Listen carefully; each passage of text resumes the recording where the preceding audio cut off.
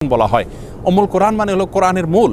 কোরআনের মূল বলার একটি কারণ এটি যে এই সূরার মধ্যে আল্লাহ রাব্বুল আলামিনের রুবুবিয়্যাত তথা আল্লাহ তাআলা রব হওয়ার বিষয়ে স্বীকারোক্তি রয়েছে। এই সূরার মধ্যে আখিরাতের প্রতি ঈমান আনয়নের বিষয়টি রয়েছে। এই সূরার মধ্যে ইয়াকা না'বুদু ওয়া ইয়াকা নাস্তাঈন এই আয়াত পাঠ করার মাধ্যমে আল্লাহ তাআলার একত্ববাদের স্বীকৃতি দেওয়া হচ্ছে, ইবাদতকে খালেস করা হচ্ছে শিরক এবং এ জাতীয় বিষয়াবলী থেকে। এবং এই সূরার মধ্যে একচ্ছত্রভাবে আল্লাহ তাআলার কাছে আত্মসমর্পণের বিষয়টি রয়েছে, আল্লাহর কাছে সমস্ত প্রার্থনাগুলোকে পেশ করা, নিবেদন করার বিষয়টি রয়েছে। তো কোরআনের মৌলিক সমস্ত বিষয়গুলো এই সূরায় থাকার কারণে এটিকে কোরআনের মূল তথা উম্মুল কোরআনও বলা হয়।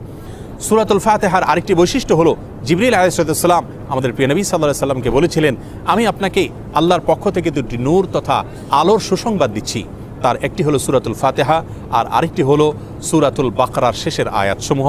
অর্থাৎ এগুলোর মধ্যে আল্লাহ রাব্বুল আলামিন নূর তথা আলো রেখেছেন, যে আলো দিয়ে আমরা পথ চলতে পারি দুনিয়া এবং আখিরাতে।